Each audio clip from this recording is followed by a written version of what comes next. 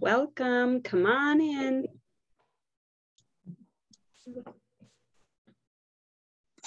We're going to wait a few minutes to make sure everybody's come in from the waiting room before we begin. But please open up your chat boxes at the bottom of your screen. If you open up your chat box, hi Carrie from Montana. Let us know where you're tuning in from. And if you've been to previous Tutorial Tuesdays with Zen Yarn Garden, we'd love to know. Have you had a favorite? Ooh. Oh, we're from all over: Louisiana, Texas, Massachusetts, Minnesota. Cool. Oh, hi, Barbara. Oh, wonderful. And Deborah Sue's been to lots of these. Oh, good. So we've got a lot of regulars. Well, it's nice to see everyone again. And hi, Pam from New Jersey. I'm from New Jersey too. I'm sure we've talked about it. Oh, that's great. Well, welcome.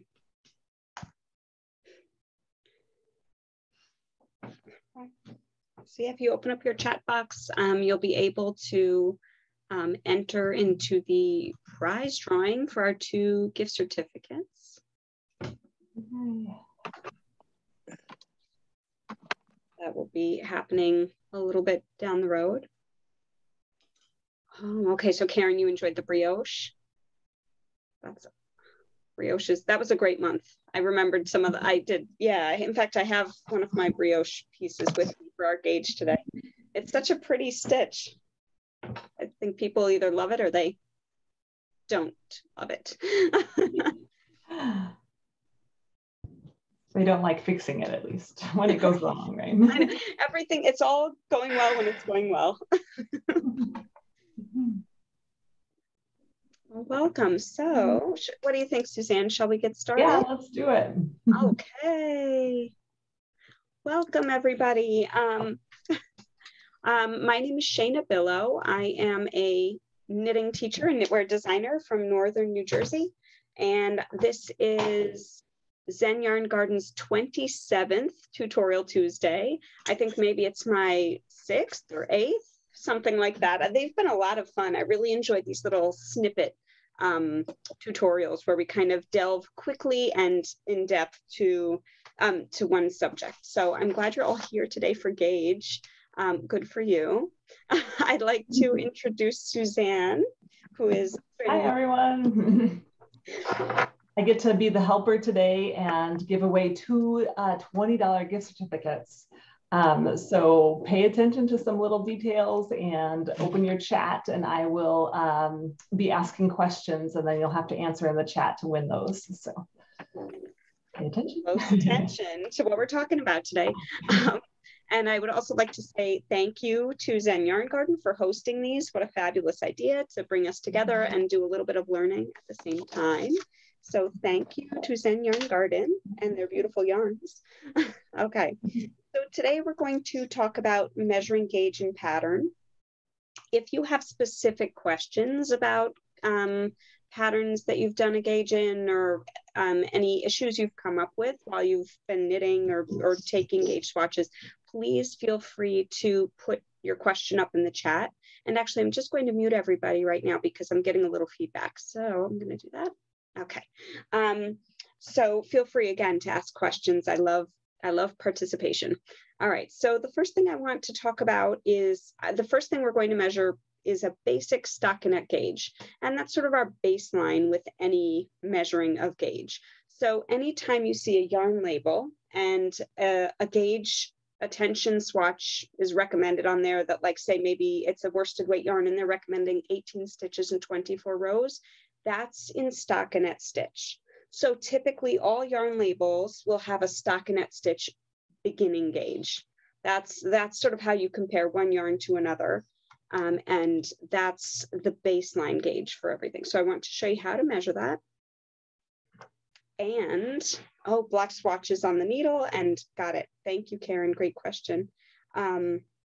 So what you want to do here, when you have a stockinette stitch gauge, And the reason we're starting with this is so that you can very clearly see all of the stitches. And I know for those of you who have been to many of these before, we did do a measuring gauge class previously, so I will try to keep this snappy. But essentially, you have right here one stitch. To the right of my stitch marker, I've got one column, one stitch of knitting. I'm going to measure across here to a whole number. So here 5 inches is resting at the edge of another stitch. Okay. And what I'm going to do is count the stitches between these two markers and find out how many stitches I have within my 5 inches. And from that detail, I'll be able to tell lots of other things. So here I've got my 5 inches, and within this 5 inches in stockinette, I have 1, 2, 3, 4, 5, 6, 7, 8, 9, 10, 11, 12, 13, 14, 15, 16, 17, 18, 19, 20, 21, 22, 23. So in my stockinette gauge here, on let's say a size 7 needle, I have 23 stitches equals 5 inches.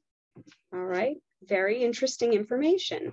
So here for my 23 stitches equal 5 inches, if I do the math on that, 23 divided by 5 to figure out how many stitches I have in every singular inch,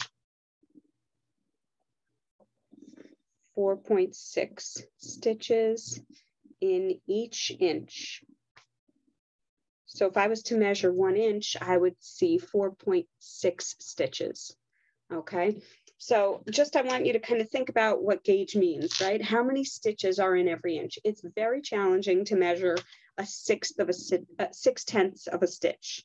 So that's why we typically measure a span of wider stitches. All right, just as a reminder, once you have that detail, once you know how many stitches are in 1 inch, so 4.6 stitches equals 1 inch.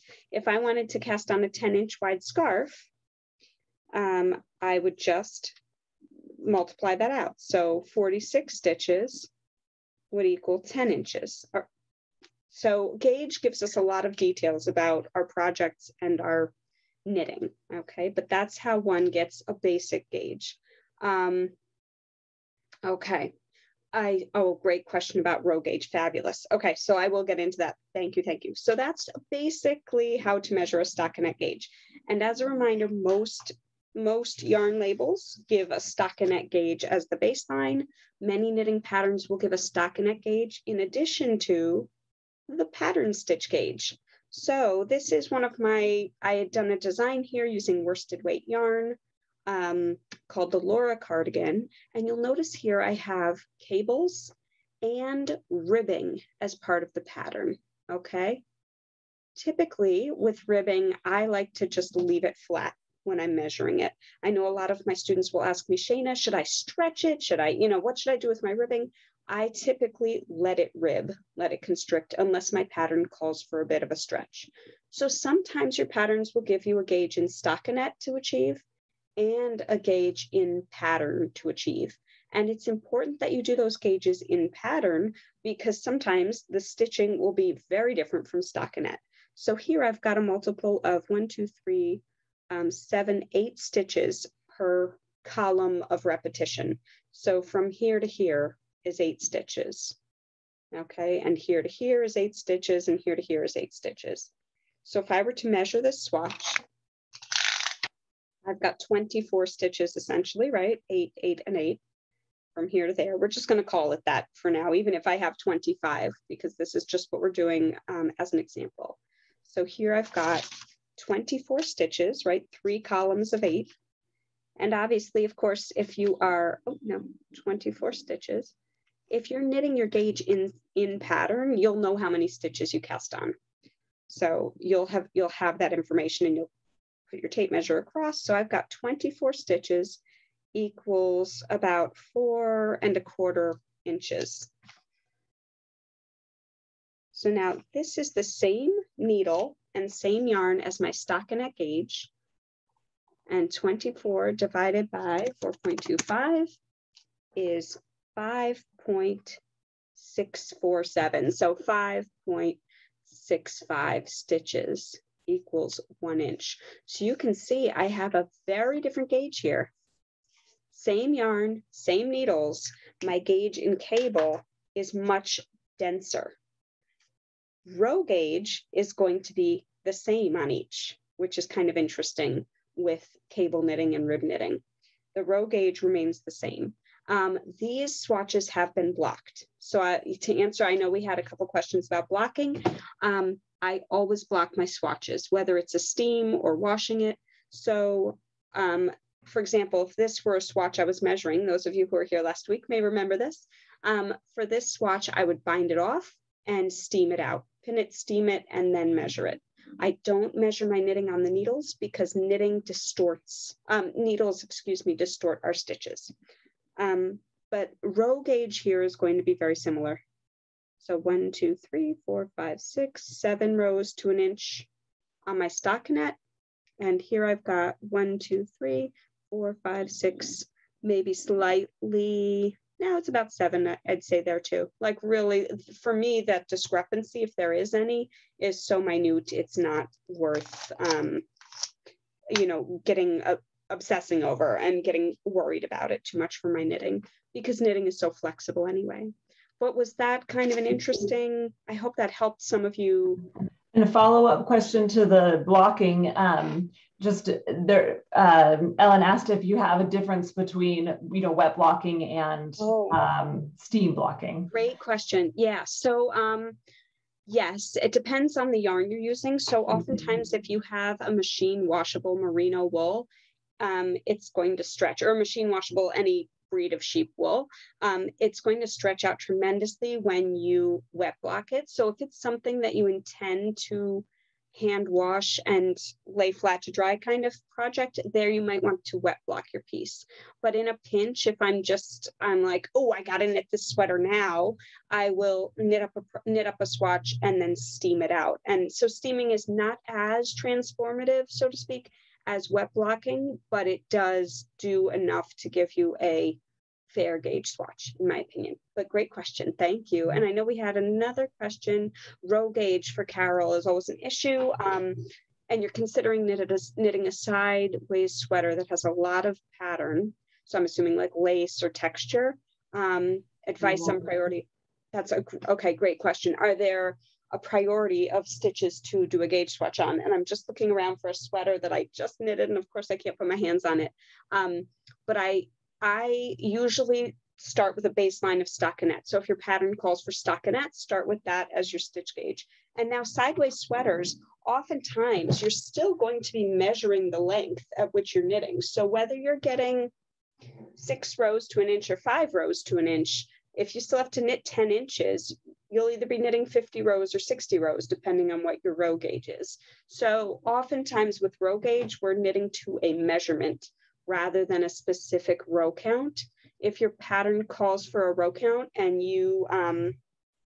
your row gauge is off, I would figure out what they were thinking that row count would equal in terms of inches and then match that, what their original piece was. Sorry, I know that was like very specific. Oh, Barbara, great question. All right, what if you were getting gauge in pattern, in stockinette, but not in the pattern? So for something like this is a great example. Here, my pattern has a stockinette side here, and the back is stockinette stitch as well, and the front is lace, and they're both knitted on the same needle. I happen to have gotten the same gauge in the lace pattern that I did with the stockinette pattern, and I was kind of surprised at that. Typically with lace knitting, this is not super lacy, but you get the idea. Typically with eyelets, our fabric opens up. You'll have fewer stitches in an inch than we do with cable knitting, where you get more stitches in an inch from our baseline of stockinette. If you had, let's think of how I want to answer this. So in this, I happened to luck out and the gauge was the same on my needle. But if somebody is a loose lace knitter and they're knitting this piece in the pattern, they may have to account for it for wider stitches and cast on fewer in the stockinette. So there might be little tweaks that one has to make. However, I know a lot of people when they knit Fair Isle like this, so if you're knitting a yoked sweater, they'll work the Fair Isle, which often has a denser knit, in a larger size needle. and then go back to the stockinette needle for the stockinette portion. So you can change your needle size according to which section you are working on, if that makes sense. Or maybe judge, like if your sweater is a lot more stockinette than the other, then you might want to get closer on the stockinette gauge. Good point. Yes, defer to the stockinette gauge. Yes, like majority rules, whichever pattern is mostly used in your sweater, that's what you should do. Or makes the most difference, maybe too. Yeah. Oh, that's a fabulous question. Ooh, this is great. Okay, so it's 7:15. I want to take a quick break. Oh, yes. And Suzanne's going to do a little commercial break. Commercial break. All right. So open your chats, get ready. We're going to ask, let's see. I'm trying to think of a good question here. What color was the swatch that Shayna first showed us gauge on? It was Stockinette Gauge, and sorry, I was going to take a different, like, second person or something, but I didn't say that, so I'm going to take the first person. All right, so yeah, I would say red is close enough. Do you think, Shayna? I mean, up to you. Yes. Reddish, orangish, pinkish. Yeah. Yeah. All right. So we'll see. So Ellen Craver, you won. So go ahead and send your email to myself, or there's a drop down Zen Yarn Garden. You can send your email to them too, and they will get you your gift certificate. So good job. Okay. All right. I'll pop back up. Hello. All right. So these are wonderful questions. I'm so excited that everybody is curious about all these things. So I think maybe what would be good is sort of to run down, I have a lot of swatches in front of me, to run down generally what happens with different stitch patterns. So you have a sense of what to expect. Typically Fair Isle or stranded color work will knit up tighter than stockinette stitch. So again, we're using the stockinette as our baseline. That's our home base. And then here with Fair Isle knitting or stranded color work, where you're kind of pulling yarn across the back of the work, your knitting gets a little bit more condensed and tighter. Whereas with lace knitting, when you've got these open eyelets, they stretch your work out. But sometimes the decreases counteract that, they balance it out, and you can end up getting a similar gauge to the stockinette gauge, which I miraculously got in this top. That made it very easy. Mosaic knitting is a lot of slip stitches. So with mosaic knitting, what you end up doing is condensing the work again. And with mosaic knitting, you will have a very different row gauge as well as stitch gauge from your stockinette or garter counterpart, because with mosaic knitting, you're condensing rows down. You're trailing up different rows into other rows, and so it's smushing everything. So it's very fascinating what all these different stitch patterns, in my opinion, do to your gauge. So here, just to show you this, and I see your question, Ellen, it's a good one, I will answer it, of course. Here with this pattern, what you would do is if you were making, this was a sweater, let's say, and you were making this sweater, you would know how many stitches you put on your swatch. You would have blocked your swatch, and then you would have measured across the entire thing and done the math. And so the math might say on this that you're getting, 6 stitches to an inch. If you were to measure just in this pattern here, it might say that you have 5 stitches to the inch, but that's not a cable. When cables cable, they crush stitches across one another. So this is 12 stitches right here, but it has the equivalent width of like 8 stitches in stockinette. So things to think about. And if you understand the concept of taking a gauge in stockinette stitch, it's the same with your pattern stitches. You just have to know how many stitches you put on your needle so that it's easier to measure. Okay, gauge in circular knitting. Oh, I'm loving these. Thank you so much for these questions. It is totally possible, and you should knit your gauges in the round if you are planning a circular project. So this was a gauge swatch, and this was a gauge swatch, small ones, I know, for a hat that I designed. And what I did here was I worked the gauge swatch in the round. So this is like a little, almost a cuff, if you will. of the pattern.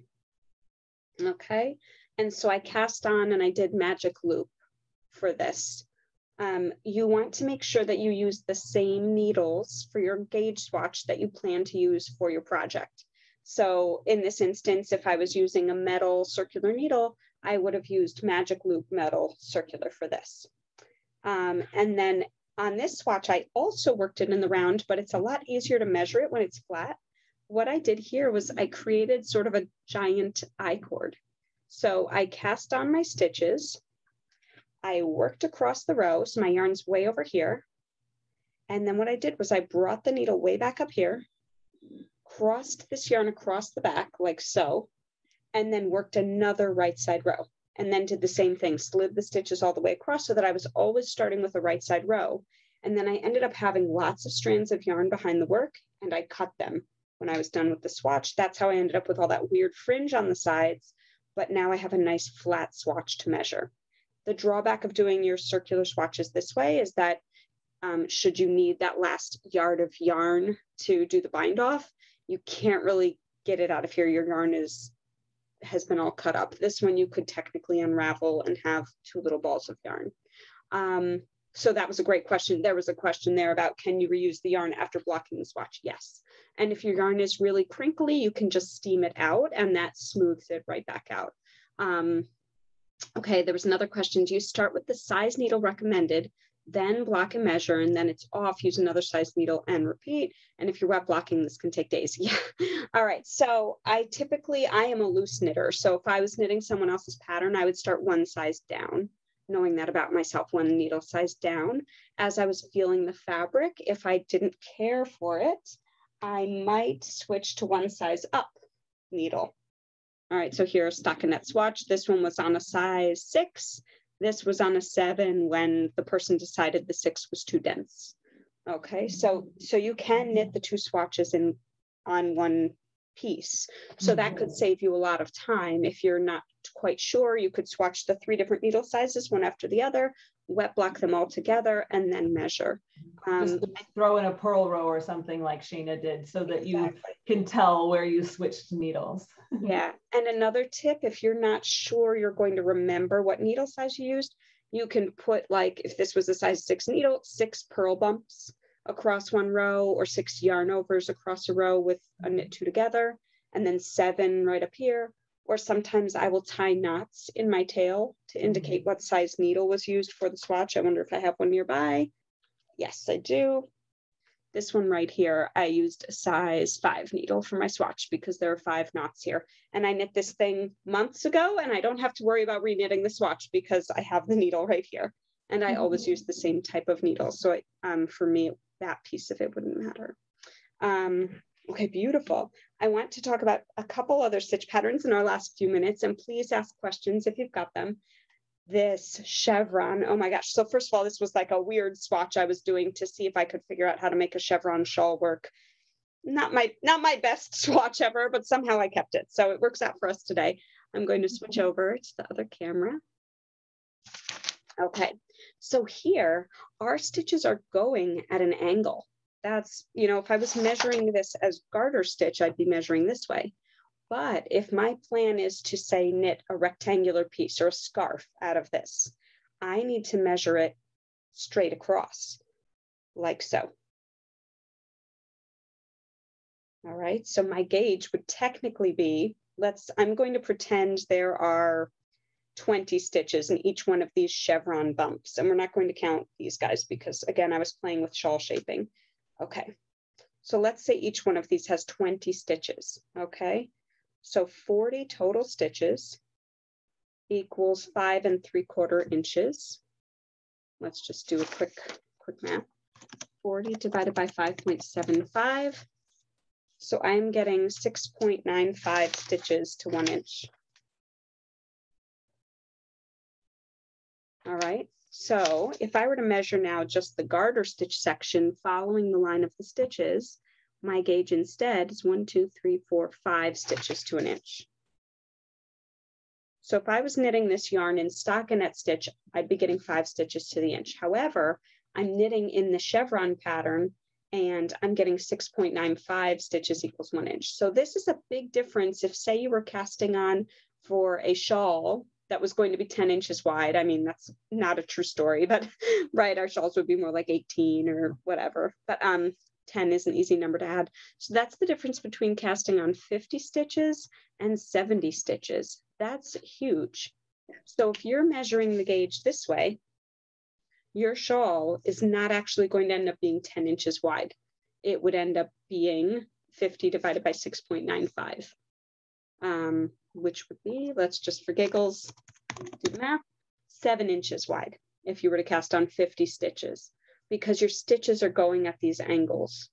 So we do have to pay attention to things like that. And then back to our previous topic of like different stitch patterns and what they do to our knitting. Brioche is fascinating because the stitches are, again, related to our baseline of stockinette. These stitches are much wider and the rows are way shorter because every 2 rows makes only 1 visible row. Let's call this our right side. It takes 2 rows to create this brioche row.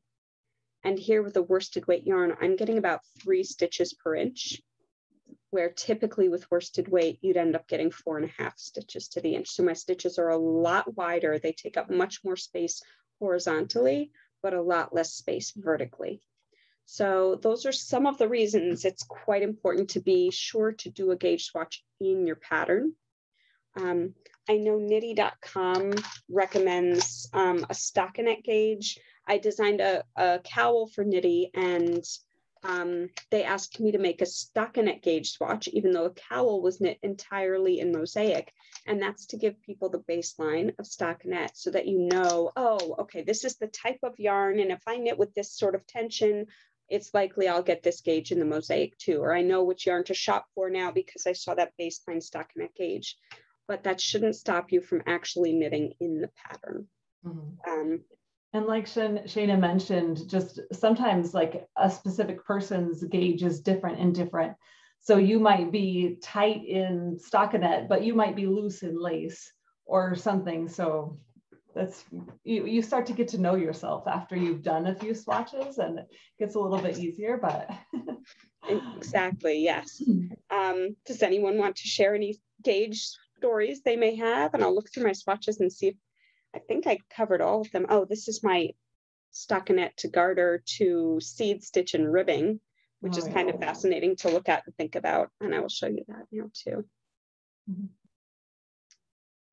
All right, so here's our baseline stockinette.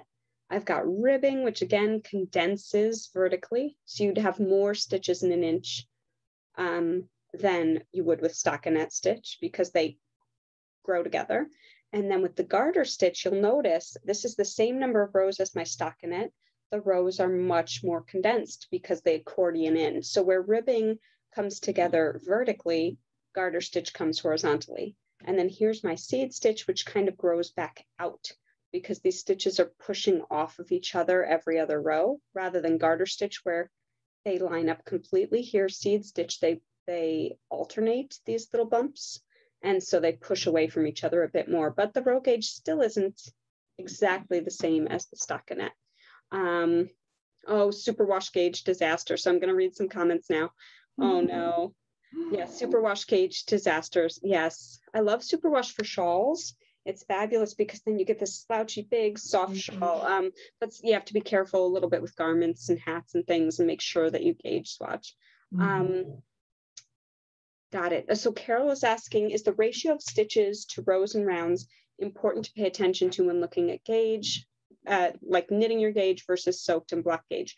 If you are that type of knitter that typically has more rows or less rows in an inch than whatever the pattern is recommending, like typically throughout all of your knitting, you would have to make changes to the patterns a little bit to account for it. You may need to buy a little extra yarn or less yarn. You may find yourself using more or less yarn than what the patterns call for. But I don't usually, typically I pay more attention to stitch gauge, and then I just double check quickly my row gauge to make sure I'm on track with whatever the pattern's calling for, particularly if it's a pattern that's calling for set amounts of rows between arm shaping or body shaping or whatever it is, just to make sure that I'm knitting the same length that the designer intended. Oh, okay. Got it. So Ellen was saying she had a pattern that provided the gauge in pattern, but there were multiple patterns in the knitting pattern. So she ended up sending the designer an email to find out which to use. So I'm so sorry I don't have my sweater on me. I have this very funky sweater. Actually, I have a picture that I do a lot of different stitch patterns in. And then I just took a picture today. And what I'm telling people for this sweater is to take a stockinette gauge and that the rest will fall into play. But I specifically, so I have seed stitch in there, garter stitch, double moss, but I have so many different yarns going that it's kind of like a hodgepodge of different things, and it's a little forgiving. Some patterns are less forgiving, but these were awesome questions, and I had such a fabulous time. We will be having another tutorial next week. It's fancy bind off, so please make sure you join us for that. Please register. I have one more gift certificate to give. Oh my gosh, that's right. Sorry. All right, so let's see, open your chats, get ready. So let's see, would a cable, I'm going to take the third answer today, the third one, so that people have a little bit more time to get their answers in here. So if you knit a cable pattern, will you have more or less stitches per inch than a stockinette pattern? All right, yes, everybody's getting more and more. So let's see, I said the third person. Okay, sorry. All right. I'm not going to pronounce this name, Versada. Did I say it right? You are the winner. So go ahead and send your email to Zen Yarn Garden, and we'll get you the $20 gift certificate. You guys all lots of good answers. So good job paying attention. Congratulations. Yeah, so you'll have more stitches. You'll have more stitches per inch with the cable, because it pulls it in and there's more in there. So I know a lot of times, people have to really think about whether you have more and whether you need to go up needle size or down a needle size. It feels reverse, right? When you think about like to go up a needle size when you have more stitch, it's always the opposite of what you think it would be. Yeah. So just really think about whether you want it to be, whether you want it to be bigger or more. But anyway, that was a lot of information. It was. What a good one. I feel like we could do a secondary one. I know. I think we need a follow-up. Yeah, this was a lot of fun. So thank you so much for joining us. And thank you to Zen Yarn Garden for hosting another fabulous Tutorial Tuesday. Please join us next week for fancy. And remember, they're recorded, so you can go back and rewatch this to really help it sink in if you need to. Exactly. Yes, these are all recorded. So subscribe to the Zen Yarn Garden YouTube channel. Thanks, everyone. Have a great night. Thanks for joining us.